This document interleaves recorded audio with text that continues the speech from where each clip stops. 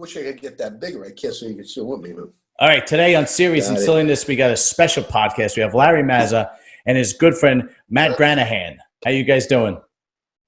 Great. Thank you, John, as always. Of course. Great. Meet you, brother. Likewise. Matt, tell me what you were saying before, because I wanted to get it while we were recording, about your podcast. Sure. We're starting a podcast that Larry's going to be one of our first guests. It's down in Boca Raton, Florida. I'm doing it for Berman Law Group and the Berman. My head in there. You see me? Yeah. And so Larry's going to be coming down in a couple days. We're going to go down to Boca in their studio and record it down there. But if people want to check me out online on the Hannibal TV, which is Canada's top combat sports podcast, all of my commentaries there are under one of my fight nicknames, King of CT. And when I was younger in amateur wrestling, in MMA, I was the Granimal was my nickname. Granial, the Granimal. So do you have but it's great to hear with. I'm sorry, go ahead. Do you have an Instagram or a Facebook where people could look you up? Sure. My Facebook is just Matthew, MatthewGranahan, and my Instagram is protected. I have to allow you. It's like private, but if you want to follow me, I can confirm. Make sure you're not a robot. It's King KING.of.Connecticut, spelled out CONNECTICUT. Okay. All right. Cool. Because I'm going to put both the Facebook and the Instagram in the description so people could find you and find out what all the podcast is all about. And we'll get that rolling. So, Larry, you have some new business ventures, right? Yes. Real exciting stuff. About probably a year and a half ago, I mentioned to my producer who took the rights to my life story, not to the light, in case we do a TV series or a movie or anything else we do in TV. And I told him, there's TV for everything. You have HBO, Showtime, women's TV, white TV, black TV, comedy TV. There's no MobTV. So he liked the idea. And he started. First, he brought in Nick Pileggi. Okay. Nick Pileggi is just on board as a writer. He's too far on in life to get involved in a startup project like that. But he also brought in Terry Winter, who wrote Boardwalk Empire, really, Sopranos, wow, American Gangster, a Scorsese guy. Scorsese loves him. As a matter of fact, when I told Nick that I wanted him to write our screenplay, he says, "What do you want me for? You got Terry." So he's the top guy out there. So Terry and Joe Paletto, my producer, are at the top of the list. They're president, vice president of MobTV. They brought in a tremendous marketing Italian name. I want to say it's something like D'Onofrio, or I forget, but it's a popular Italian name from Manhattan to run the marketing. I just met in Vegas the tech guy that puts it all together on TV. He put Ted Turner on the map with TBS. He's an old guy. Wow. But he's brilliant. Together. And the fifth name on the board of directors is Larry Mazza, me. Wow. I am the consultant. I'm in for a percentage. Nothing etched in stone, but I'm on board with them. So one of the first things we did was a friend of mine who was in the life with me, Frank Pontillo.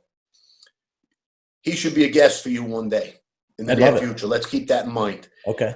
Yeah, he's reasonable. He'll have you laughing, crying. He's a great guy. Okay. He has this idea, mobsters versus monsters.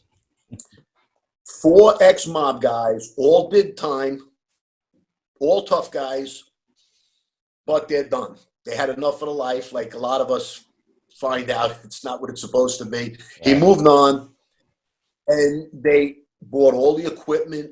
They have trucks, have camouflage suits. They go looking for Bigfoot, the New Jersey Devil.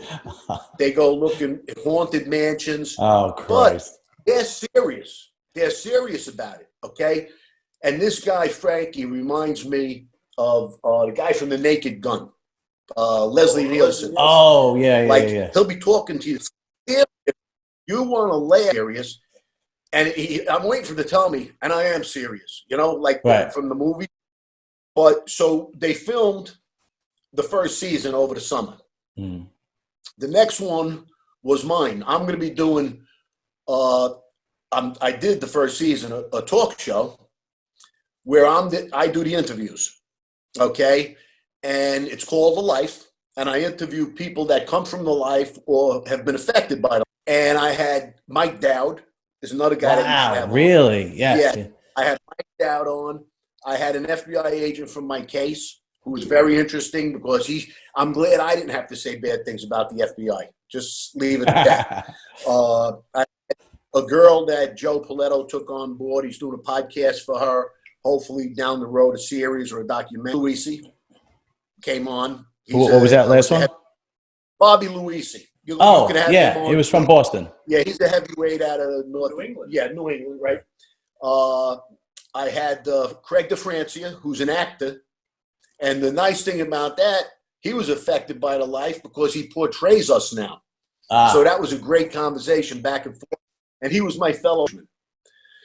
I had a guy named Steve Crespi, old friend from Brooklyn. Okay, He moves to Vegas many, many years ago. And he was a tough guy in Brooklyn. He goes to Vegas. He winds up general manager of a place called the Crazy Horse 2, TOO. It's a cabaret that was infamous, notorious. They had guys that weren't paying. They took them out back and gave them vicious beatings. If they were disrespecting the girls, they got dragged out. There were bodies buried in the desert. But while this is all going on, the cast from Goodfellas is coming in. They're all sitting there and drinking and partying. So he had some crazy stories to tell. So anyway, it was the first season. That's coming on in January. I don't know the exact date. Okay. I believe it's Al Capone's birthday, which is the 17th or something like that. That's pretty cool. Yeah, that's going to be the grand opening of MobTV. Okay. Now this is MobTV is a streaming service, right? Streaming, yes, just like Netflix. Okay, and then you could download it on your TV, on Netflix, your iPad, your phone, whatever. Exactly. That's the only way to go now. Nobody, everybody's watching, streaming. So that's the type of platform it's going to be, like Netflix. It'll be a subscription, and it's going to be 24/7 mob stuff. He's got some movies. He didn't want to go with the usual suspects like, oh, that's a movie, Goodfellas, Casino. But he's digging deeper for some older stuff, some, older classics. But every day, 6 hours of new material. Mm-hmm. So my talk show's one. Mobsters versus Monsters is one. There's going to be a mob cooking show. I'm trying to get him to do a mob game show. Oh, that's pretty cool. Yeah. And listen to this. I told him we'll name it Jeopardy. Wait a minute. Right. And he says we'll be sued. So I says, no, we spell it the way a Brooklyn guy would say it, Jeopardy. Jeopardy. How are they going to sue us? That's actually pretty funny. He brought it to his lawyers, and the lawyers said, forget this. We're going to get sued. But he comes back and says, you know what? Let them sue us. The publicity will be worth it. Yeah, right. If we're going to put. So, you just ask all subjects in that. But we'll come up with a game show. There's another one. This was my idea. Like Frankie, for instance, he gave me the idea because of what he does. Scenes. Just for the hell of it. He'll get 4 or 5 actors. He'll pay extras. He'll rent the place. And he'll film hit scenes. He'll film burglaries. He'll film different things, like 3-4 minute things. So I said, why don't we get these amateurs to send in their circus videos? Remember funniest videos? Bob Saget. You don't even have to pay for the Oh, content. yeah. That's right. That's right. So it's such a low budget thing. We take all their content and we have a season where we keep narrowing it down. And at the end of the year, somebody wins. And we don't even have to pay anything other than the host and a studio. Right. So, you know, we're going to have a lot of stuff like that. But we want to do documentaries. We want to do TV series, which I'm hoping The Life is going to be the first one. Okay. And, you know, movies and things like that. So that's real exciting. So, Larry, I have to show you something because you said game show. So this is actually pretty funny, right? Okay, you know, I sent Gary Carter. Yeah, Gary Carter, Lee Mazzilli. Oh. Okay, remember I sent you Guy Talk. Remember the comedy thing I do? So I had interviewed some OnlyFans girls, and this is the Wheel of Misfortune. See? I like that. So when I invited one of the OnlyFans girls to come on, and we're going to be recording on December 10th, and she's going to be taking part of the Wheel of Misfortune. So me and my friends on Guy Talk got together, and we had to find out, you know, which ones were pretty bad. So we have this one is a deep throat chug. So she has to drink a beer and then deep throat the beer. This one is 10 squats. She's got to put the phone on the floor and squat 10 times over the phone. She's got a chance to win $50. I give her 100. Yeah. This is a blow up doll. She's got to sit there and blow up a doll and do the rest of the episode with the doll next to her. And this one is my personal. God. I'm not going to say everything, but this one's my personal favorite. It's called Cock and Dice. She has to deep throat something of a phallic symbol in her house, a cucumber, anything, and then she's got to do her impersonation of Andrew Dice Clay. Oh God! Man, I'll tell you what, it's something that I'm going to tell Joe that one. We'll get sued for that too. They'll sue us. So you got to check out my OnlyFans, ladies. You know, OnlyFans isn't just for the guys. I don't want to see you naked, Matt. So one more thing. This is amazing. Go ahead. Keep going. I don't mean to, steal your show. No, go ahead. But I think this is very important. So now, while I'm on my way to Vegas, literally the day before, I get a phone call, a Denver number. And I saw this number coming up a couple of times during the week, and I ignored it. You know, sometimes they want to renew my warranty or something stupid, so I ignored a phone call. I give hello, just because I want to hang up on them. Mm-hmm. And they say, is this Mr. Larry Mazza? So I say, yeah, who's calling? So she tells me her name, Lindsay Schwartz. And she says, I'm from Dateline 2020. And we'd like to do a segment on you. Really? So she explained to me we're looking for, and it goes back, the last one they did was 30 years ago on the mob, and it was Sammy. Wow. So they want to revisit the mob, and they would like to do it with me as the centerpiece. That's what they said, whether that's the truth or not. But they said they would like to do it through me. So I told them, I said, I would say yes in a second because I know how valuable it is, book and everything like that. Sure. But I do have a partner now, Joe. So I called Joe up and he says, no, you go on. That's a great show to go on. Mm-hmm. So coming back from Vegas, they don't even let me come home to Florida. I have to go straight to New York. So I'm walking around the neighborhood. They're filming different spots, different social clubs. And I'm explaining where I would be. And this is a cafe. I'd go have actually took me, they wanted to go to the Nikki Black scene, of the hit. So I took them there and different places. And they're probably going to come to Florida in the next week or two before it airs. It's going to air January 27th. Awesome. Okay, that they have a date. They're set it. They may come and do more filming at the gym, different places. And they brought on, after me, Joe Paletto, my partner, dosing partner, and Terry Winter. Really? So, so this is going to be a hell of a show, So the last 3 weeks has just been like a whirlwind. So much has happened. That's amazing, though. What was the neighborhood like? I know it's changed drastically, Well, where my house was, it was knocked down and a big monstrosity went up. They've been doing that Ocean Parkway. Mm-hmm. You know, the Syrian Jews came in and they just bought up all the property and redid them. So the neighborhood's the same, but the houses were all upgraded. Yeah. Avenue X, I went to Avenue X.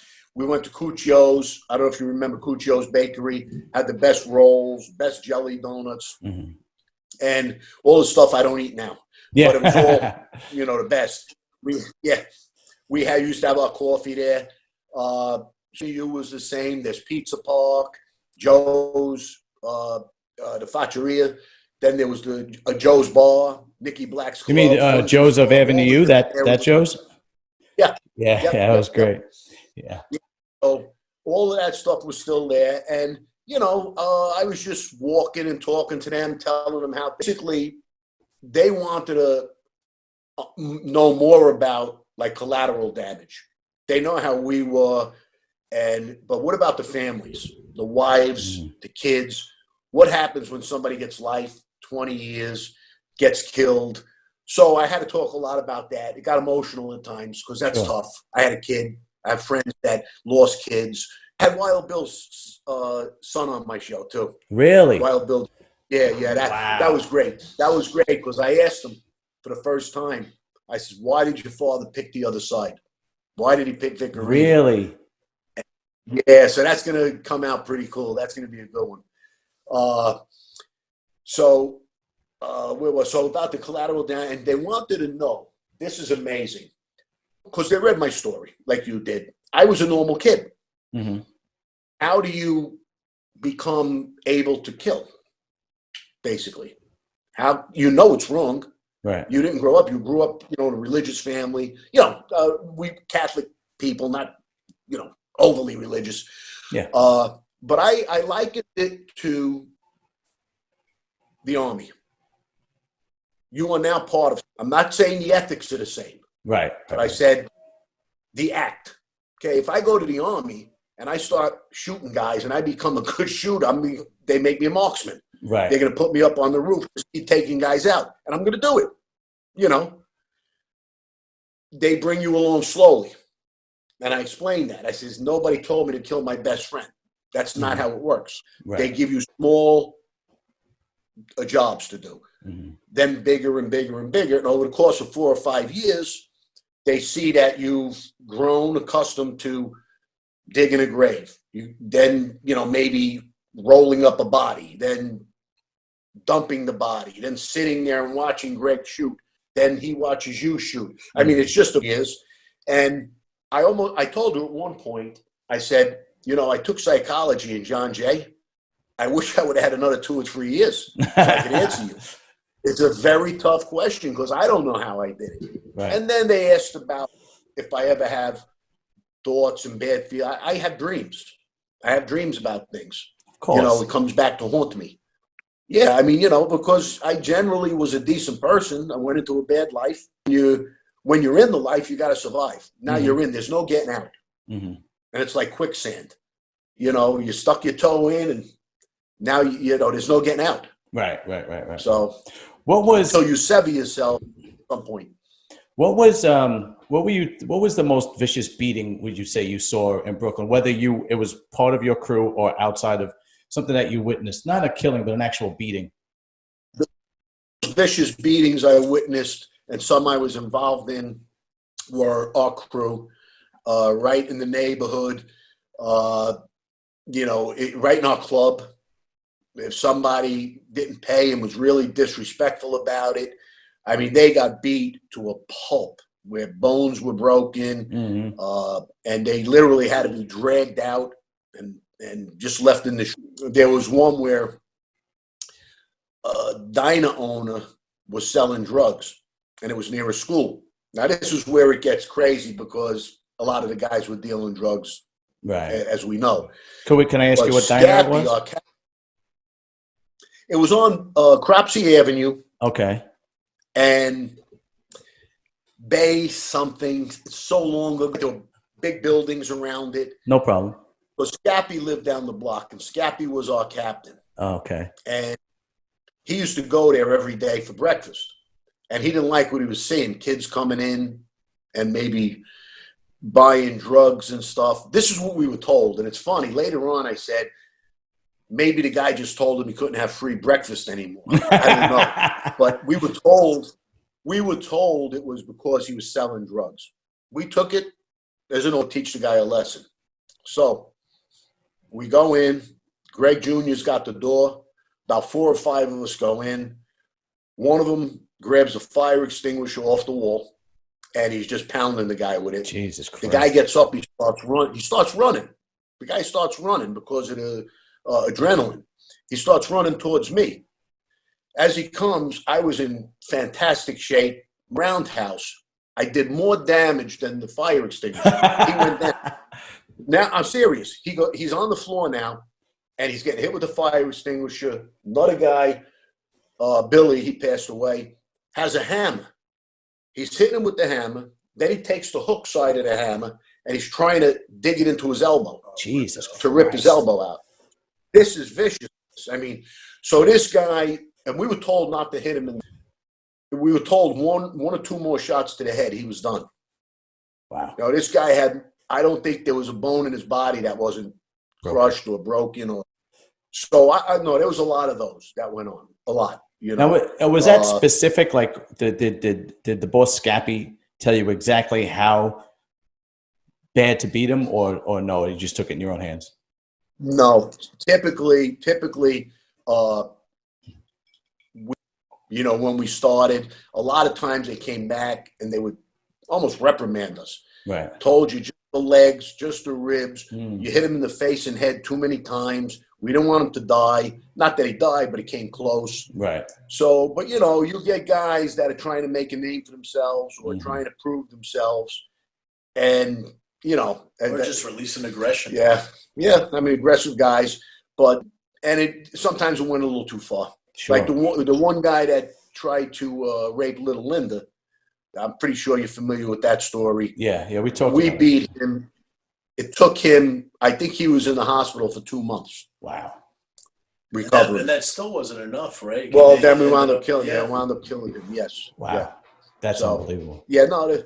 I mean, those are the beat. I mean, I didn't have to go outside of that circle to see that. I can't. I don't think I ever saw a beating anywhere. The ones we did were as bad as they get. Yeah, because even if you weren't part of that life, there were some tough dudes in that neighborhood, and without a doubt. And there was fights constantly. On every block there was fights constant, and there was whether it was high school or people on the block or whatever the case may be. I mean, it was almost like it's almost like an unspoken law. If somebody disrespected you, that's what you had to do. Well, yeah, but a fight is a fight. Right. A fight's if two tough guys are fighting, sometimes it comes down to who could outlast the other. They're just two tough guys, and they take a bruise and a hit. Very rarely did somebody get pummeled close to death.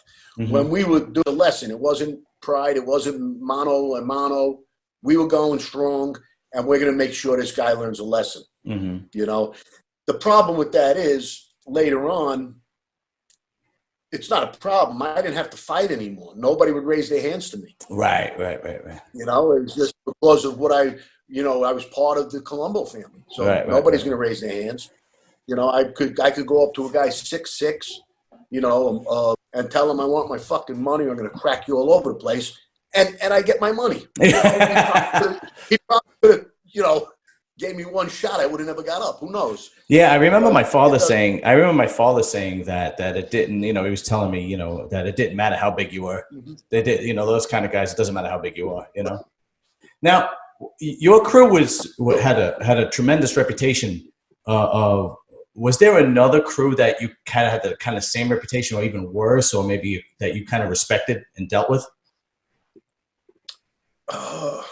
Well, I got to tell you the truth. There was no crew as. See, I got to say this because it's not me. It's Greg. Greg Scarpa made us all the most ballsiest, toughest crew out there. And there was a reason. Don't forget he had some bad help with the government, so he didn't have to worry too much. Right. But there was not many crews that would go out there and shoot you in the middle of 86th Street with literally 100 cops within 3 or 4 blocks.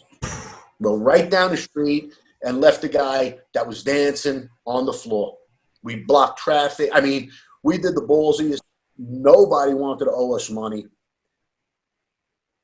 But there were other capable crews, other capable killers and all like that. But the biggest myth to me or misconception is Roy DeMeo's crew. You know, they all talk about them, but I never heard about them walking into a crowded restaurant and they lured you in, brought you into the Gemini Lounge, right, killed you, took you in the back room and chopped you up. Yeah. You know what Greg said about chopping up? He says, it's disgusting. I'm not a serial killer. He said, no. He said, that like Tommy Karate, chopping heads off. And, right. You know, what is that? That's overkill. It's like almost like you hate the person because they cheat. Or like that guy, Jeffrey Dahmer. Yeah. Well, right. But you know what Greg said, if I'm going to take the time to kill somebody, okay, I'm going to leave them out there.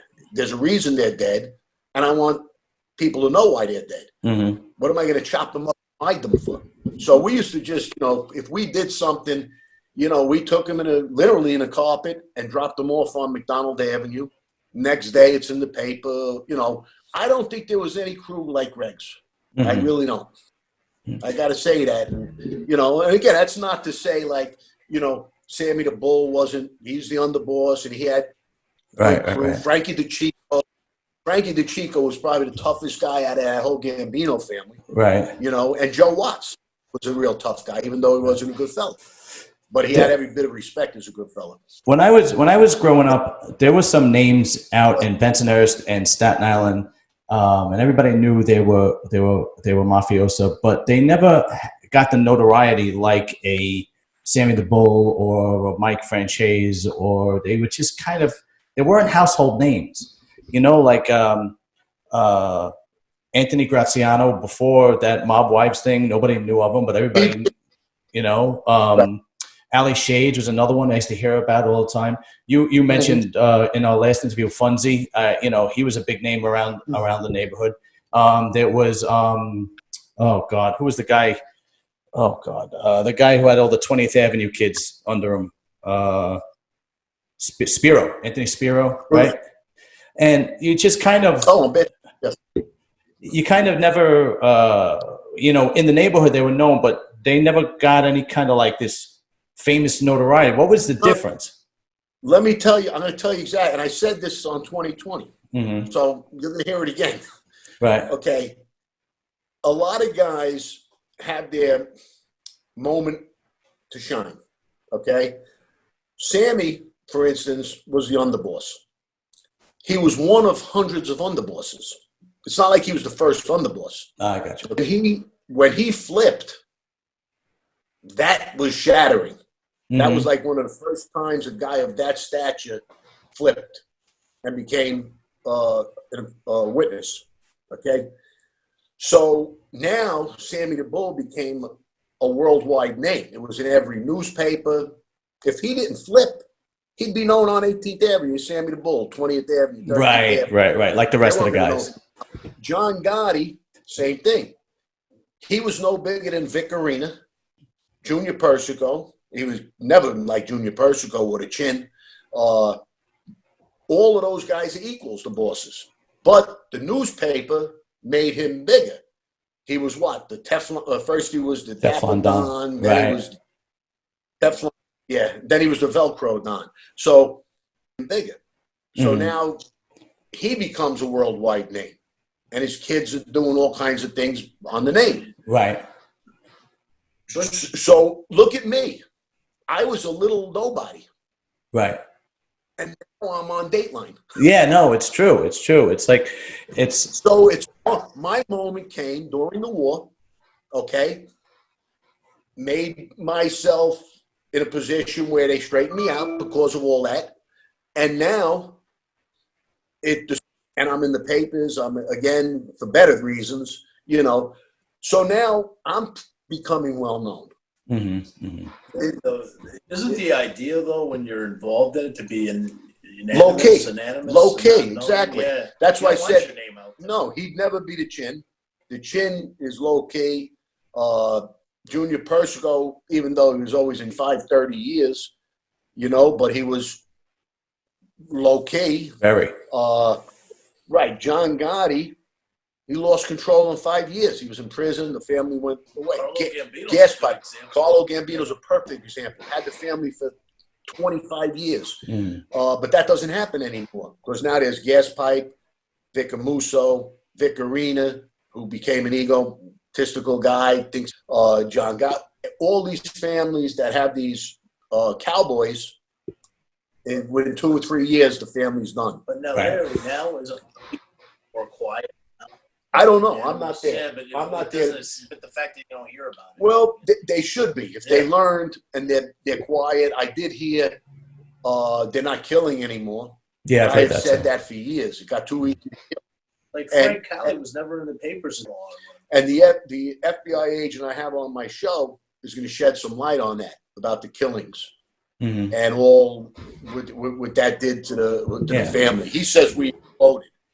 Like when you had mentioned Scappy in the last interview, actually 2 interviews ago, I Googled him. I couldn't find a damn thing about him. You know what I mean? And it's like some of them became. I'm sorry. You know his real name?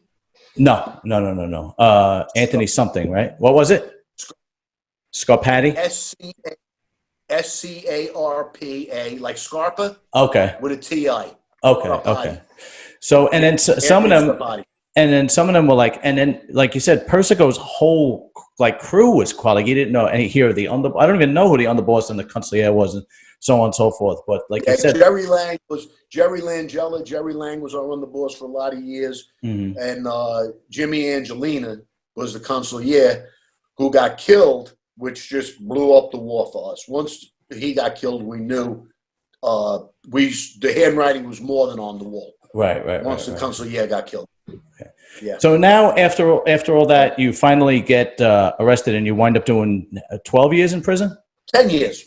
10 years in prison. Okay. Yeah. And you basically had no choice. You kind of had to turn state's evidence at that point, right? Because you found out. Well, you always have a choice. Yeah, you always have a choice. But no, you have a choice. But I spent a year fighting the case. And, there's something Greg said once, and I understand it because I'm a card play the hand you're dealt.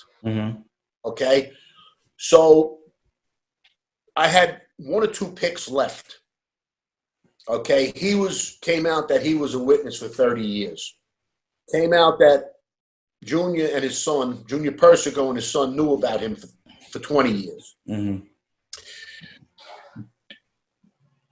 People were calling me in thinking I was part of it. So my whole life is now done. Right. So I had an opening because I had a lot of information about the corruption. A lot of it I didn't know that I knew. In other words, I had this info. I didn't know where it was going to go. They needed to know. So it gave me an opportunity to get out of a life sentence. And I tell them because Greg and Carmine and 15 other guys already gave up the whole war. Right. So I couldn't give them anything new. That's why I got 10 years. Right. Most good informers get 3 Nothing. 4 years. Carmine says, hand me the bull. They got, nothing. I got 10 years because really what I gave up was the corruption. Right. So I had a choice, but, and my choice take 20 years. I was negotiating. I was fighting for 20 years. Wow. And I was hoping to maybe get 18. I was 30 years old. So 18, if I get out in 16 years, I'll be 45, 46. Right. 40, I'll have a life. I'll see my son graduate high school, whatever you think. Right. Okay. But now that was my first choice. But once came out and my life is over, both literally and figuratively, because my life in that life is over and my life may be over, you know, and I start thinking, what am I going to take a life sentence for? For what? Right. For what? The whole family knows about this guy, you know, and I just start thinking of all the drug dealing, all the killings, all the rats. So I said, I'm not going to take it. And I was lucky. I was fortunate. They needed information on the corruption. And I didn't know. I still had 0 to life. They could have still gave me life. Mm-hmm. If they didn't like me, or if I lied about anything, or if they thought I was scheming, like gas pipe, they thought was scheming.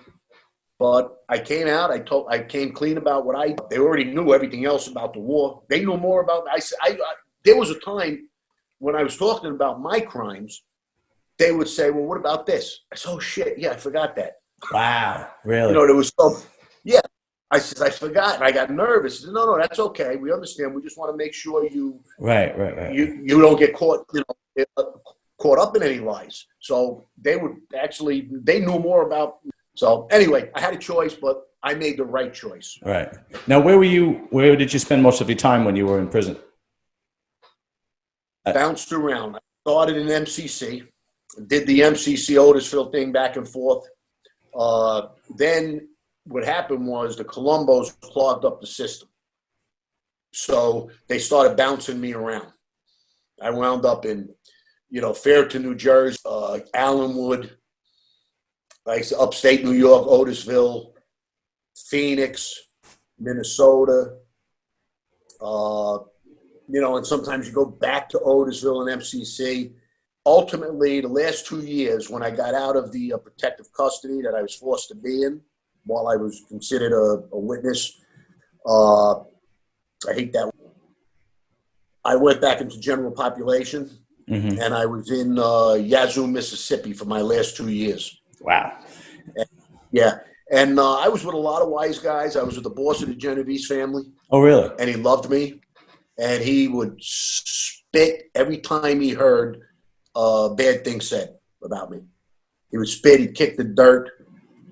Yeah, I mean, it was, you know, so the last 2 years was better than the 7 or 8 before. Yeah. Well, how ruthless was it in prison? Is it like the movies where it's like guys getting raped and you got to join a gang, or is it? No, it's not like that. No, there's different levels. Okay, if you're in a county jail in you know, Los Angeles Island, typically state places of that caliber where there's a lot of gangbangers and stuff, you're going to have headaches. Okay, unless you stand up and you fight and you kill and stab and you get into that life. You know, the feds, it's a little different because it's more like the Army. And there's a lot of people in there looking to make deals. So if there's any stabbings, somebody will come and rat you out in prison and they'll get a deal. You know, it does happen, but there's so many people that, like I'm not on national TV here, but you know, there's a lot of gay guys in prison. So they hang out together and they got their little clique. You know, the Italian guys, we hang out together. That's why I said it all breeds racism. I see. So everybody to their own comes in that's out of the Midwest, and he's not affiliated. And it's a story. There's a guy that came in.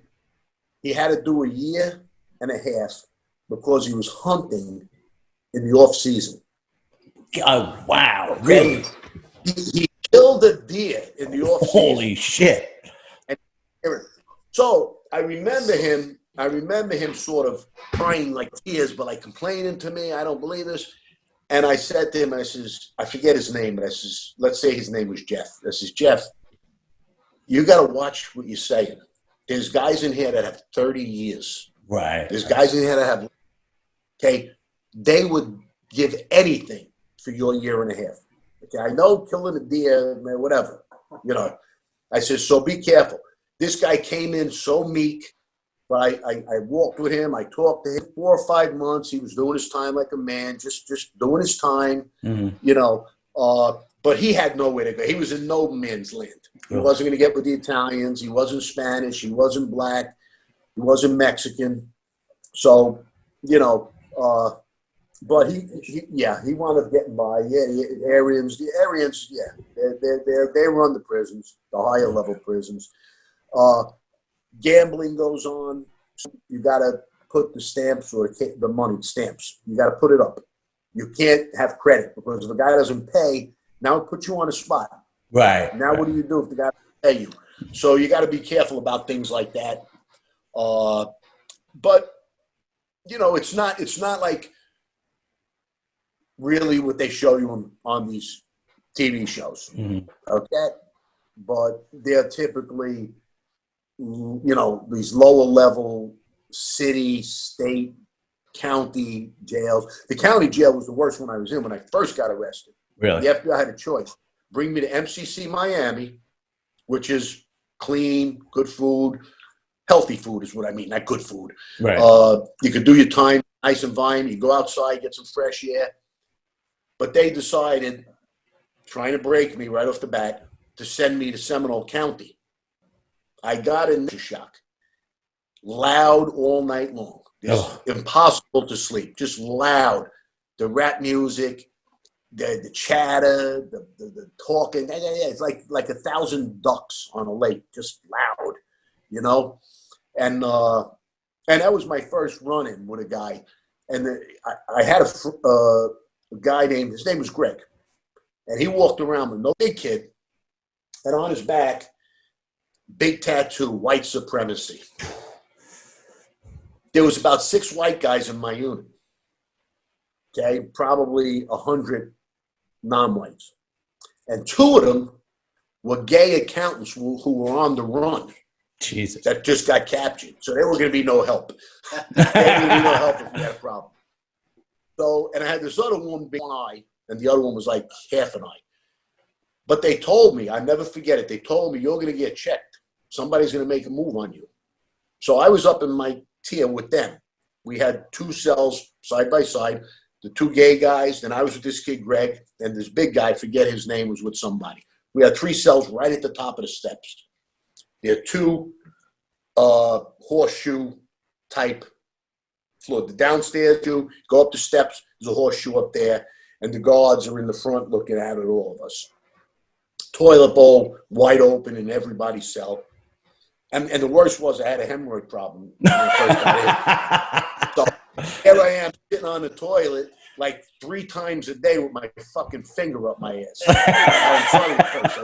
I don't care. It's fine. So, no, I was like, this one guy comes up, and I was on the bus with him coming in on the van from the courthouse. And his name was Jones, his last name, big black guy. But he was goofy. He wasn't like, almost not all there, a little soft. But a big guy. Like 3 mile guy? Almost, but not that big. Not that big. Yeah. So anyway, he starts coming up the steps. Okay. And I know he means me. Okay. So I get up, and before he gets up the steps all the way, he gets just to the top. I give him a hopping sidekick. Boom. And I knock him back down the steps. Okay? He got hurt. I went down the steps after him, and I forget my exact words. But I said something like, don't ever. Okay? And I said this to say it. I said, don't ever call me that. Did you hear me calling you? Right. You said it. I said it. Right, Jack. Now I can tell. Did I say that to you? Why'd you come up there like that? I forget the exact words, but my point was he used a very different. So it was like me calling him that. What would I expect him to do? I gotcha. Right. So now, in there, when somebody would address me, you know what they said? What? Yo, Mafia. Yo, Mafia. Yeah. So I was Yo, Mafia. But the only other times I had beefs in prison, on the basketball court. Okay. And because I was very good, and I was showing them up. I was in shape, 32 years old. Listen, I had an outside shot, and then if I faked it, I went around them. I was a good man. If I was 6'3" or 6'4", I might have made it somewhere. Yeah, right. You know. And I would have half the black guys rooting for me, calling me Larry Bird, and the other half hated me because I was showing them up. Right. So I got into 2 beats on the on the basketball court. And one of them I got a little bit the best of. The other one was a wash, but it's really me against a few of them. But the one that I got the best of, I walked in my cell after that because I know the guards are against what's happening. So another guy comes in, and his name was Kenny, another black dude. And he was known for his scissor. He stabs a lot of guys. So he comes in my cell. I'll never forget this. This was in Otisville. And the Italian guys hated that I was playing basketball. He tells me, Larry, you know, Brian's my man. Brian was the other kid's name. Brian's my man. So I looked at him. I don't give a fuck. Right. I'll fight all 10 of you. I took beatings before. I'll take another one. And he says to me, man, I always liked you. So, you know, the point is you got to stand up for yourself. Right. Okay. You might have to swing it out a couple of times, but, you know, it's no worse than you said before, you know. Right. Yeah. Story if you want to hear it. So this goes back to what I was saying, and Larry said the word, so now I can actually tell the story. Okay. So back in, this was like, let's figure out how to do this thing. This was back in about 2009. I was coaching a fight team out in Jersey, Richie Giametta, and I'll tag him in this if you give me the thing. It was actually called Capo MMA, which is really, everybody knows.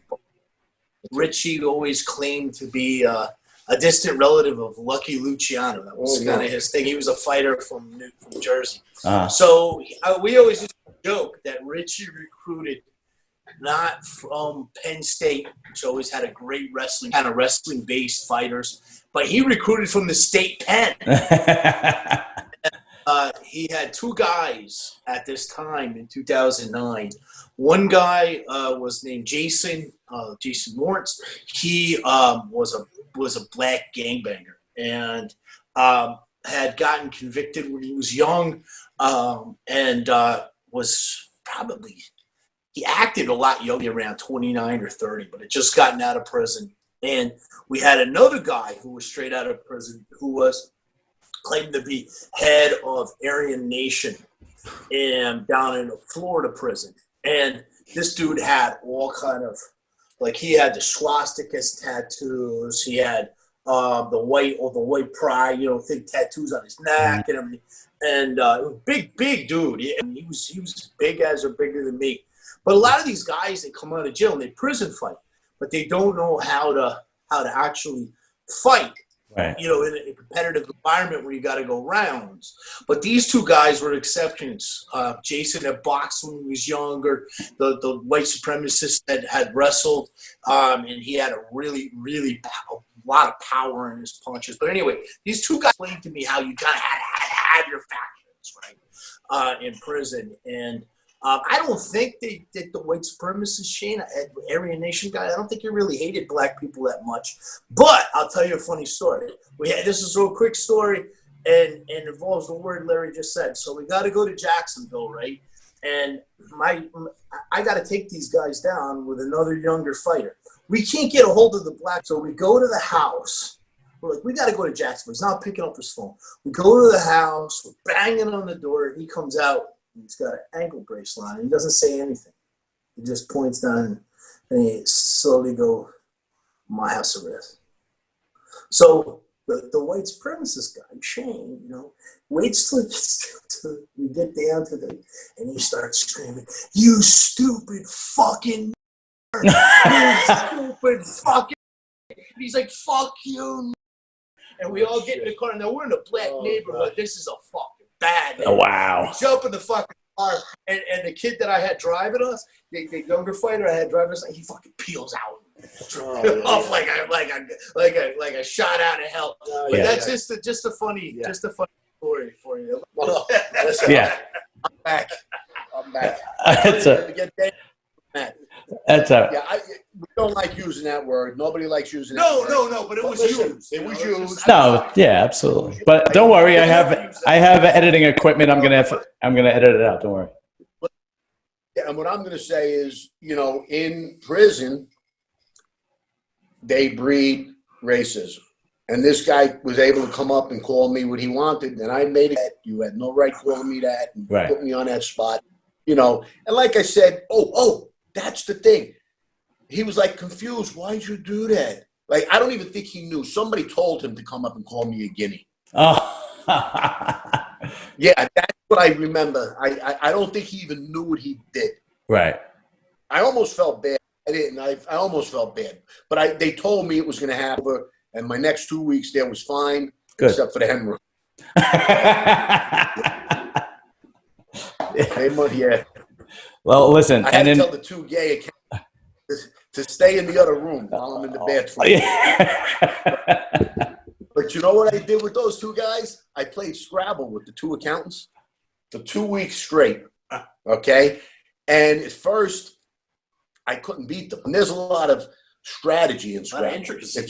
It's not just words. You got to know those 2-letter words. And so anyway, once they put down EMU, that's what I did. I said, that ain't a word. Get it off. Right. And they told me, no, it's a Australian bird. Oh, that's right. That's right. No, but I said, get the fucking thing off. Get it off. It's not a word. You know, meanwhile, so now I was inadvertently cheating them because I didn't know the words. But I got real good. I became a champion in Scrabble. Nobody will even play me anymore because I know all the 2-letter words. I know how to block spots. Yeah. Yes. That's awesome. Yeah. I'm great at Wheel of Fortune. That's my game. Yeah. I like Wheel of Misfortune better. Wheel of Misfortune's pretty good. Yeah. My father was the Jeopardy champion. My father, may rest in peace, the Jeopardy champion. Awesome. The guy was incredible. I don't know. You know, you got to be so worldly. And he was like a regular guy. It's not like he was a 50-year student in school. He read a lot. He watches news, whatever it was. You know, he was a lieutenant of the fire department. It wasn't like, you know, but he knew the answers. And Final Jeopardy, I used to tell him the answer of guessing the category than getting the answer. Mm-hmm. And I got it right once in my whole life. You know, I did. I would make up a stupid thing every night. I'd say, all right, first wives, or, you know, presidents, or, you know, astronomy. Like, it might have been around Independence Day. So I said something about the Declaration of Independence. Boom, the question came up. Really? You know, who was the third person assigned, whatever it was. Right. You know, so, but I suck at that show. Oh, I'm not good unless at I get the right category. Yeah. No, if you get sports, music, I'm good. You know, but if they start asking, you know, poets from the 18th century, who the fuck knows a poet from the 18th century? No clue. Yeah. Edgar Allan Poe, you know. That would be my answer every time. Yeah, exactly. I never watched Jeopardy. Oh, that's another thing. I'd say the same answer, the same thing, you know. Like you just said, Edgar Allan Poe. That's all I would know. Or anything on psychology, Sigmund Freud. Every answer. Yeah. Yeah, exactly. Yeah. For what Freud didn't do it, I have no idea. Yeah. So what year did you what year did you get out? I got out 2002. Okay. Well, I am glad. Right after 9/11. After 9/11. That'd be rough. I'm going to tell you one quick story. Go ahead. When that happened, I was down to 2 months when that happened. There were riots on the prison because the Muslims were rooting for what happened. They were behind it. They were rooting for it. And there's a lot of Muslims in prison. They become Muslims because they got nothing else to do. It's not like they really black guys. Yeah. So there was a major racial problem. So they locked us down for about a week. Then I was able to come in and get through the last 2 months. But even something like that, you know. Unbelievable, man. Well, I'm glad you're out, and I'm glad you're doing a hell of a lot better. It's amazing how you're able to just make a 180, and you're doing fantastic now. And it's unbelievable how some people can make that 180 and go, okay, you know, that life isn't worth anything. And then there are people that can't help it. They just go right back in. They're like addicted. Get away. And it's also family support. Well, I had great family support that got me back on track, knew I was never desperate when I came home. You know, like you think, all right, how am I going to pay the rent? How am I going to do this? I never had any of that. I had a place to live.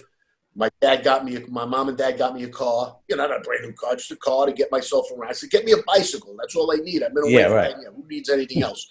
Get me a car. I had a job waiting for me at the gym, which got me back. Support, family support. And now, you know what I do? If there's people out there, and Greg Scarpa Jr. is one of them, I'll do whatever I can to help him. And I'm doing it. I'm doing what I can, you know. And there's others that when they come out, they just feel like, oh, my God. They see telephones. They see cars are different. Everything, the whole world is different. Gregory was away for 35, and he just got out, Greg. Yeah. You know, the whole world is different. So when is he going to get a job? Where's he, you know? Larry, so you got to help people. I want to say something about this because I feel like strongly about this.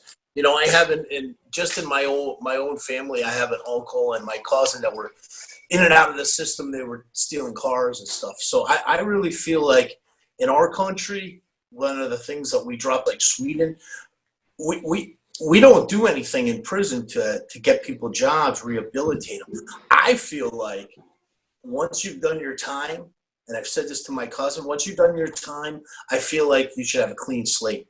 You paid your debt to society. Sure. If you can't get a job, to me, that's ridiculous. You know, in these other countries, like in Sweden and Norway, they have jobs programs. Otherwise, do we want people to keep coming back? Do we want people to keep spending?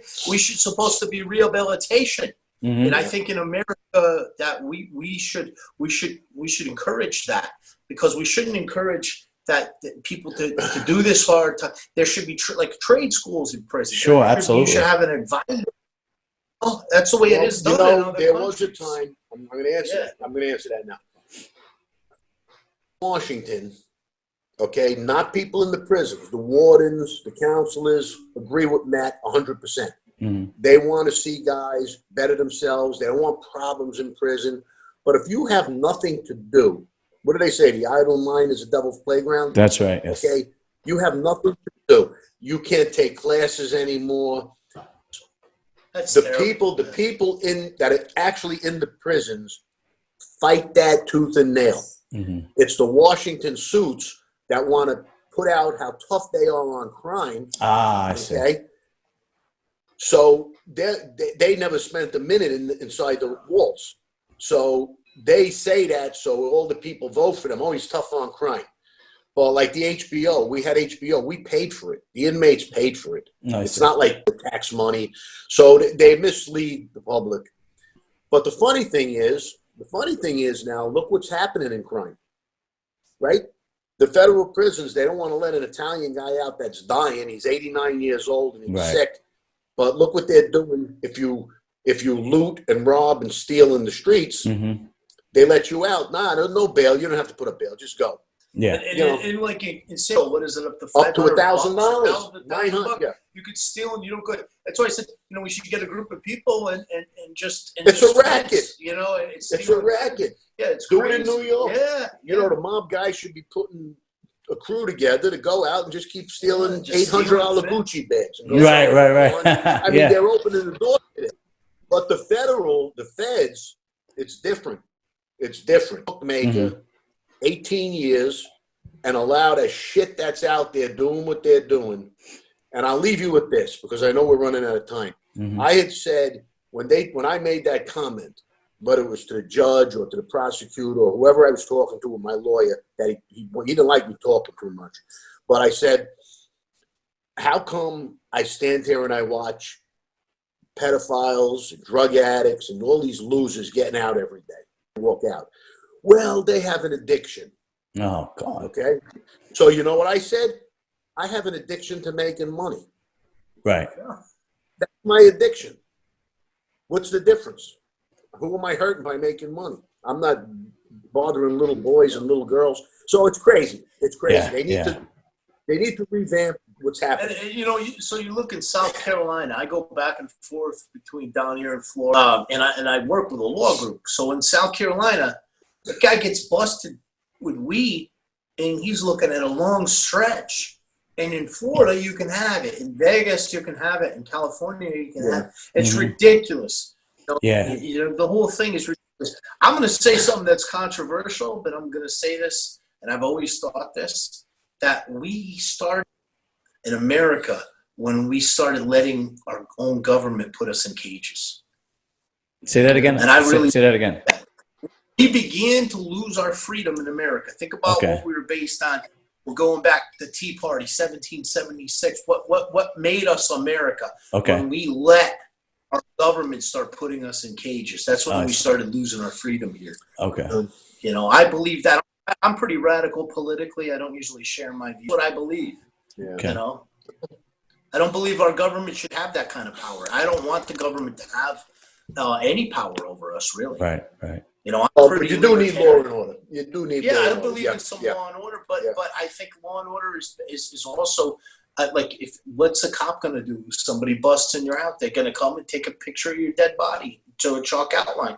People have got to be able to. I agree with that too. Yeah, prevention. Sure. No, listen, we don't want to get too political. Yeah, right. Well, listen, Larry. Then I say, what is it? Let's go, Brandon. Let's go, Brandon. Yeah. Listen, Larry, you said before about helping people. Yeah. And I just wanted to tell you that you helped me.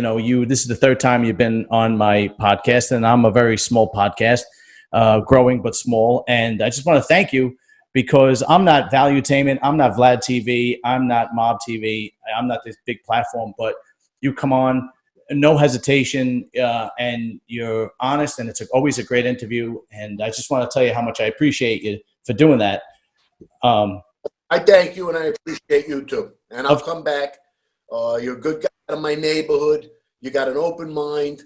You and I come on. Thank you very much. You. So, thank you. MobTV, remember, it's coming out. When is it coming out? January when? I think it's the 17th or something like that. It's Al Capone's birthday. Okay, Al Capone's birthday. And my show is the live. Frankie Steele's show is Mobsters versus Monsters. And January 27th is the Dateline 2020 interview, which should be pretty compelling. I'm definitely getting MobTV. There's no question about it. I'm gonna have it on my TV, on my phone, and definitely gonna watch some of those shows. That Monsters versus Mob Guys or whatever. That sounds hilarious. That sounds pretty good. Wait till you.